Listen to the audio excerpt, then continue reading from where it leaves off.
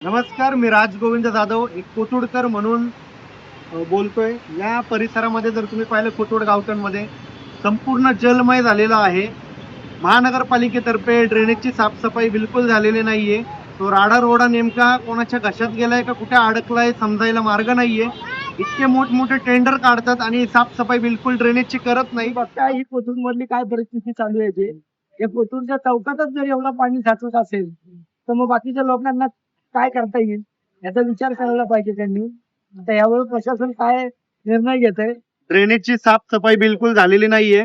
पावसाळा तोंडावर आलेला आहे आणि नागरिकांची खूप मोठ्या प्रमाणामध्ये गैरसोय ही कोथरूड मध्ये होते. कोथरूड मधल्या आपण गावठाण परिसरामध्ये आहोत आणि इथं जर तुम्ही बघता तर संपूर्ण पाण्याचे फवारे निघायला लागले ड्रेनेज मधनं कचरा निघतोय. ड्रेनेजची साफसफाई बिलकुल या महानगरपालिकेने केलेली नाहीये.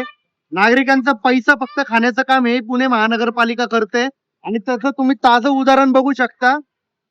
पाणीमय करून टाकलेलं आहे कोथरूड परिसर. संपूर्ण पुण्याची वाट लावून टाकलेली आहे या मनपाने आणि या प्रशासनाने.